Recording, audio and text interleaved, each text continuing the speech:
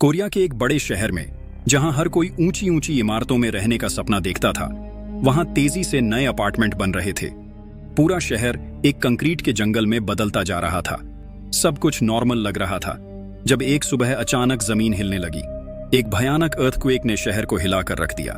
जो बिल्डिंग्स इतनी मजबूत लगती थीं, वो एक के बाद एक जमीन में धंसने लगी और देखते ही देखते सब कुछ खत्म हो गया। इस अफरा तफरी के बीच सुबह की हल्की रोशनी के साथ मिन सियोंग अपने अपार्टमेंट में जागता है। उसकी नजर सोती हुई पत्नी पर पड़ती है। एक पल के लिए सब कुछ शांत लगता है, लेकिन उसके अंदर उठती एक अजीब बेचैनी उसे बालकनी की ओर खींच लेती है।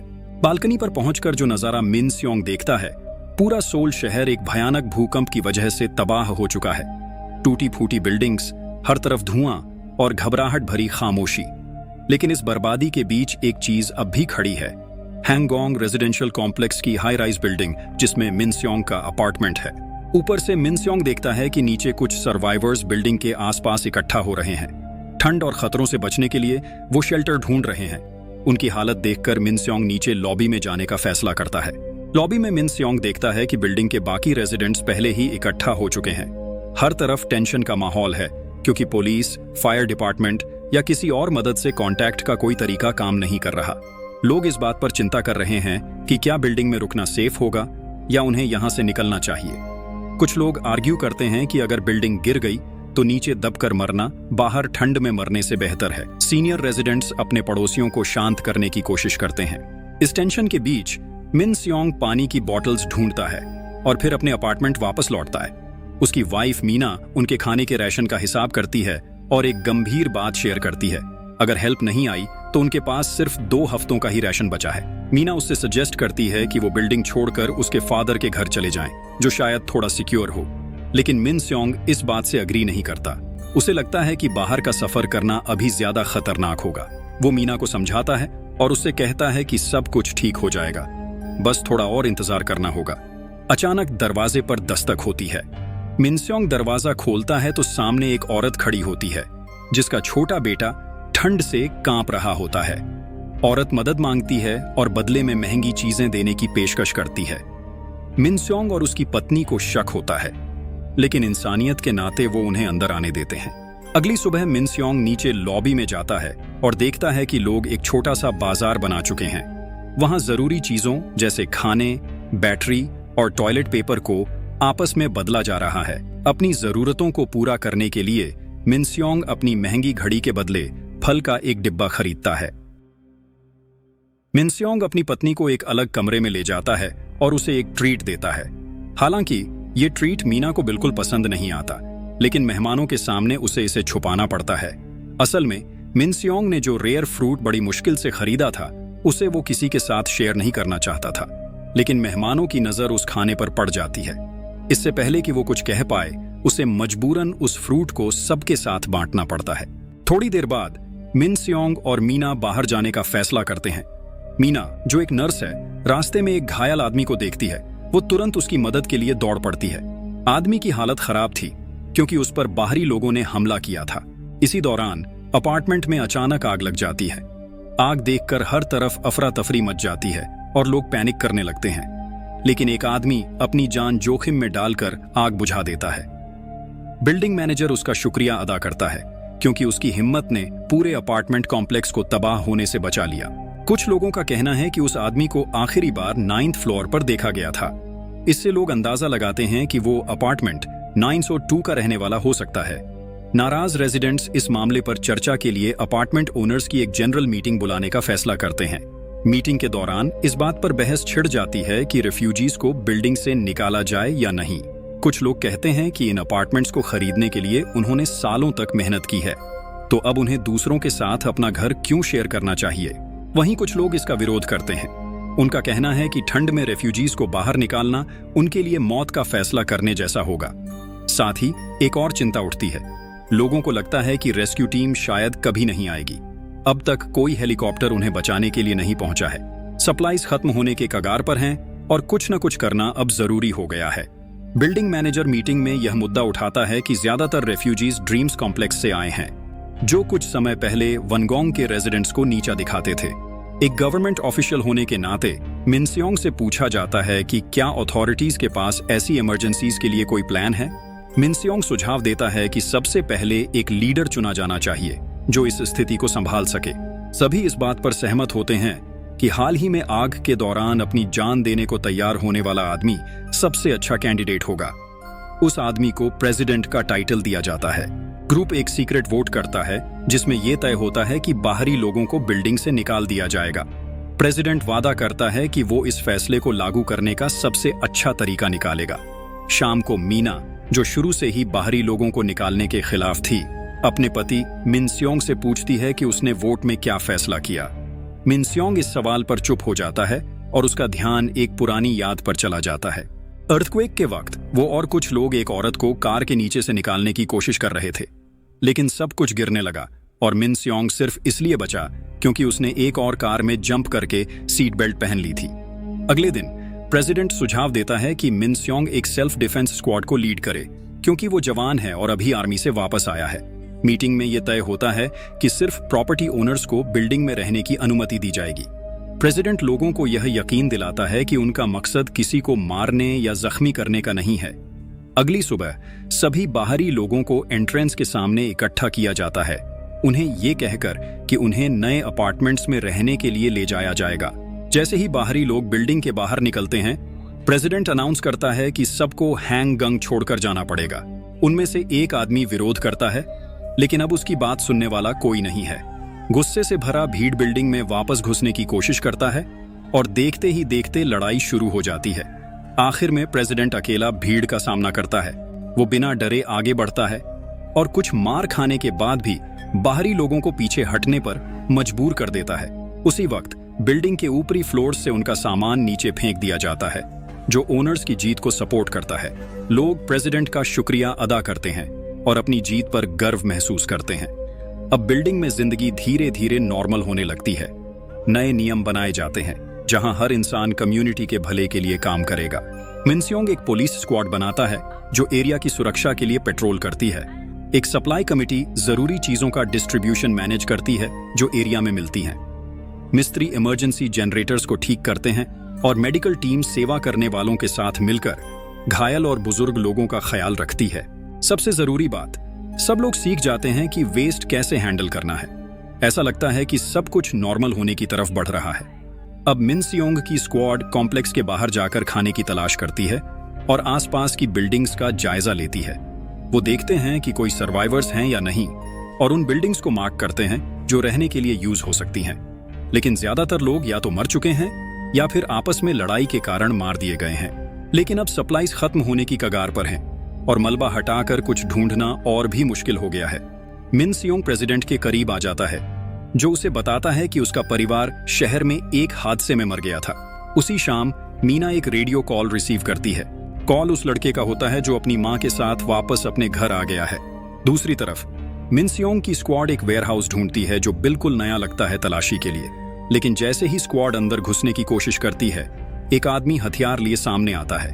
एक लड़ाई शुरू होती है और मिनस्योंग उस आदमी को मार डालता है। स्क्वाड वेयरहाउस से सारा सामान ले लेती है।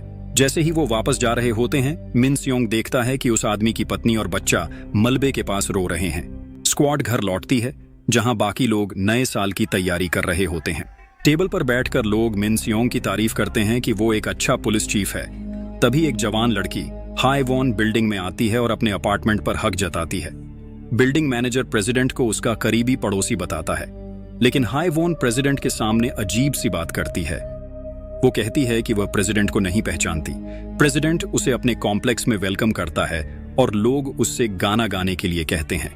प्रेसिडेंट गाना गाता है और अपने दिमाग में भूकंप के एक दिन पहले की याद करता है। इस फ्लैशबैक में हमें पता चलता है जब वह कॉम्प्लेक्स में शिफ्ट होने आया था। उस वक्त एक स्कैम के कारण उसका अपार्टमेंट उससे छिन गया था।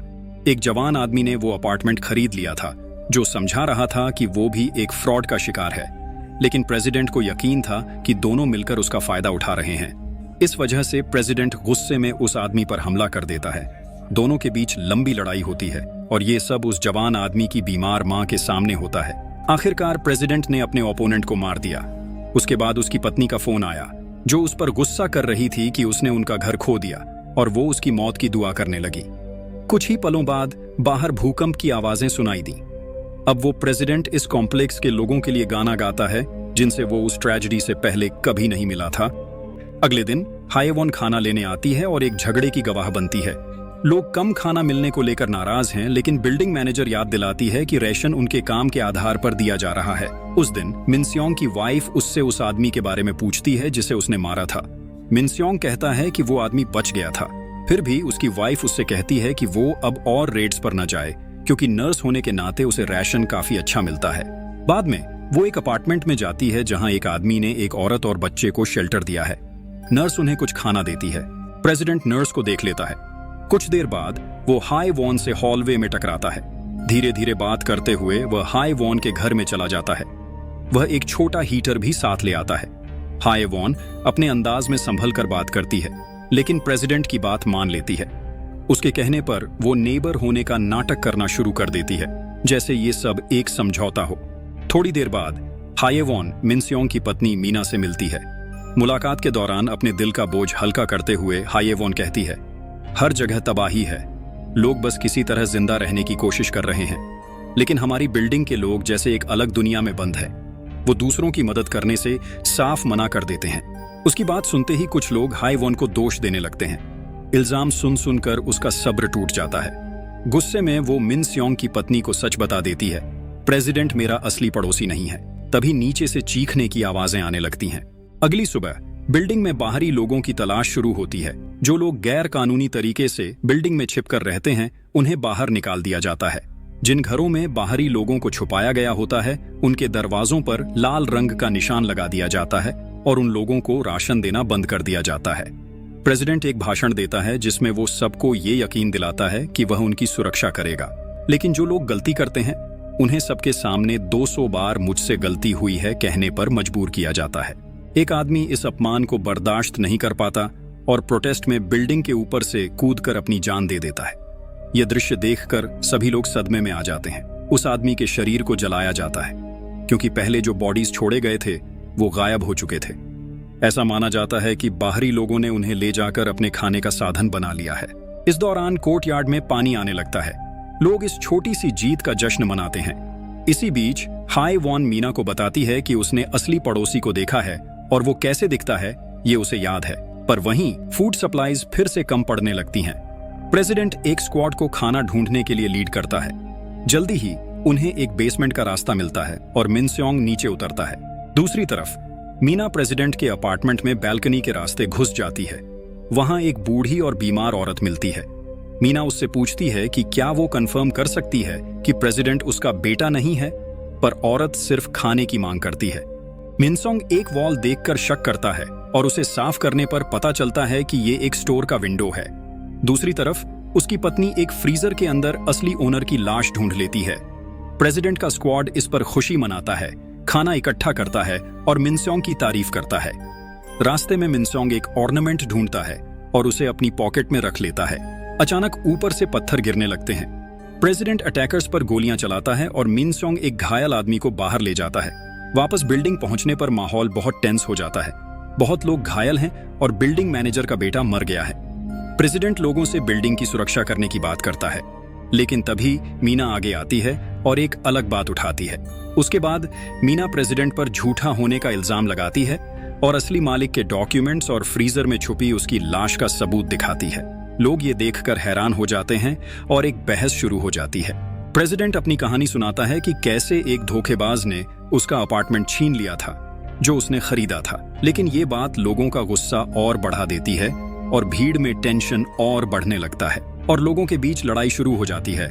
इस बीच प्रेसिडेंट हायेवॉन को देख लेता है, उसका पीछा करता है और उसे बिल्डिंग से नीचे धक्का दे देता है।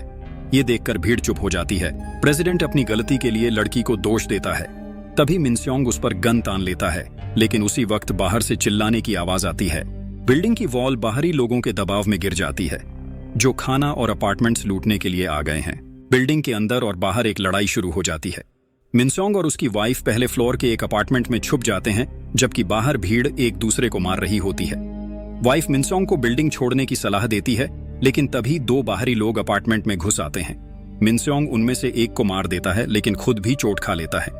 दोनों वहां से भाग जाते हैं। इस बीच बाहरी लोग एक हैंडमेड बॉम्ब फेंक देते हैं, लेकिन प्रेसिडेंट उसे वापस भीड़ में फेंक देता है। बॉम्ब के ब्लास्ट से दोनों साइड्स को नुकसान होता है। मिनसोंग और उसकी वाइफ कॉम्प्लेक्स छोड़कर चले जाते हैं। प्रेसिडेंट, जो बुरी तरह से घायल है, अपने अपार्टमेंट में चढ़कर अपने परिवार की तस्वीर देखते हुए अपनी जिंदगी की आखिरी सांस लेता है। मिनसोंग और मीना बेसमेंट में छुप जाते हैं, जहां मिनसोंग अपनी वाइफ को वो ऑर्नामेंट देता है जो उसे पहले मिला था। उसके बाद मिनसोंग अपनी जिंदगी की आखिरी सांस लेता है। सुबह होती है और मीना को समझ आता है कि उसका पति अब नहीं रहा। वो उसके शव के पास रो रही होती है। तभी कुछ अजीब औरतें उसे ढूंढ लेती हैं और अपने साथ चलने का निमंत्रण देती हैं। जल्दी ही ये ग्रुप उसे एक घर ले जाता है जो अब तक ठीक है, बस जमीन पर एक तरफ झुक गया है। और ये मूवी यहीं पर खत्म होती है। कमेंट्स में जरूर बताएं कि आपको ये मूवी कैसी लगी। अगर आपको हमारा कंटेंट पसंद आया हो तो चैनल को सब्सक्राइब करना न भूलें और नोटिफिकेशन बेल को जरूर ऑन करें ताकि आपको नए वीडियोस की अपडेट सबसे पहले मिले। मिलते हैं नेक्स्ट वीडियो में एक और इंटरेस्टिंग मूवी के साथ। तब तक के लिए गुड बाय।